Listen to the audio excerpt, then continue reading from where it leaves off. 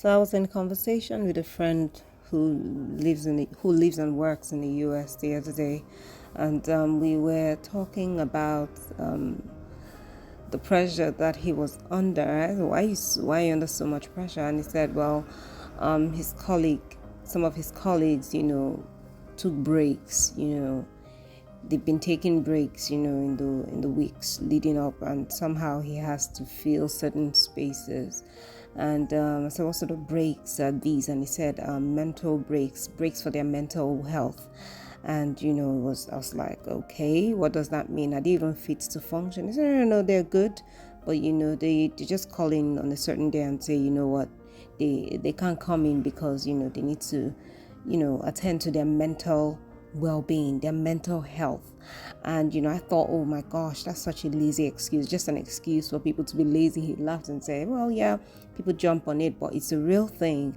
And whilst I was still trying to downplay it, he said, no, listen, if you have a cold, you can call in to say, I have a cold. If you have hay fever, if you have a headache, a migraine, you can call in to say, you have a migraine. But what happens when literally you are stuck and you are feeling down and out, and maybe there's family issues and pressures and all of that? What happens when you literally have those issues? These are the sort of things that can make you, incapable of functioning to your highest productivity, your maximum self. And what happens when you have those sort of issues? I said, oh, really? He said, yes, that's it. And really, it made a lot of sense there and then.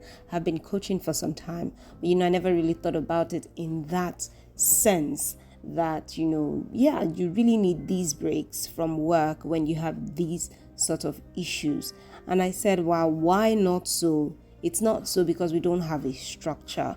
So, for example, if you say you have a headache, you can bring proof that, you went to the pharmacy and you got this medication, for your situation, right?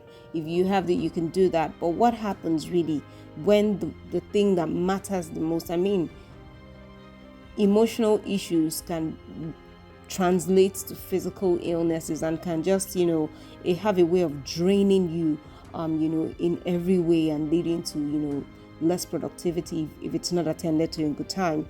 And what happens when you have this sort of ailment? There is no proof that this exactly is what the problem is. And I was easy on myself with that sort of excuse, but then I'm bringing it to light that this is true.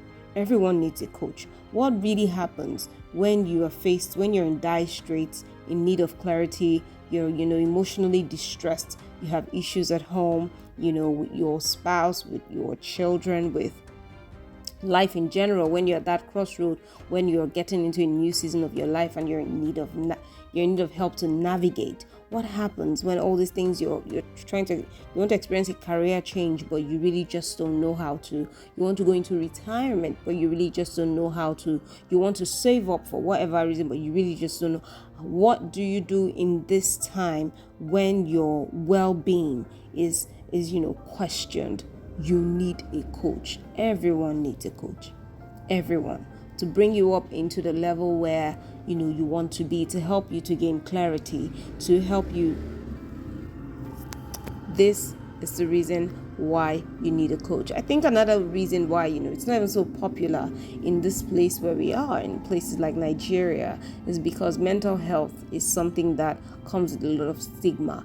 If I say, oh, my mental well-being is in question, or I have issues or whatever, people tend to look at me like I'm running crazy. Are you sure you're okay? Are you sure you're still fit to function in society where other fit people are? Listen, a friend of mine says many are mad, but few really are roaming. A lot of people are dealing with issues, but they don't know. You have a lot of people living with bipolar disorders, in fact some level of schizophrenia, but because these things are not, and psychosis, literally, but because mental health is not widely talked about issues, not, it's something that literally is frowned upon, and there's a lot of stigma that has to do with it.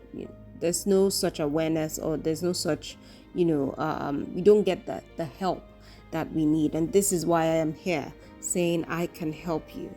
I am here to help you. You need someone to talk to.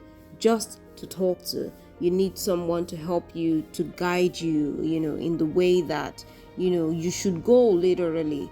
You need a coach. You need a teacher.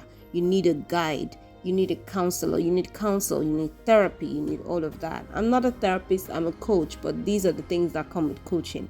It's a bit of therapy here and there and counseling, but primarily guidance into the place where you have been destined to be. Listen, everyone was born with a purpose in mind. Everyone is here to fulfill a specific function, as our thumbprints are all different. And this is like the biggest technology ever that no one can ever crack. How in the world that people who have been before me, people who are now here, people who will come after me, would never have the same thumbprint as I am? It speaks to our uniqueness, this unique identity that we have all been carved with. And it speaks to the fact that we are here to fulfill specific purposes. So, this is why a coach is here, to guide you into your purpose per season and per time of your life, because each season comes with its own drought, with its own up and down, with its own turbulence, and we all are in need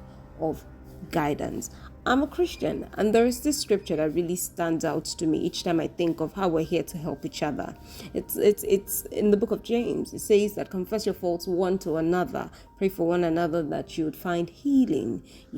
And that scripture, each time I think about it, for me, it just speaks to the power that we have as human beings. The word confess, is not how confession is used in a funny way, like you have done something wrong. It actually means sharing, speak to one another. And when you speak to the other person, what happens? You find healing. You are healed. They could have said, confess your faults to God, speak to God and tell him, but it says one to another. And in doing so, you find healing. So coaching is a safe space for you to find healing. It's a safe space for you to find guidance in case you don't want to be judged.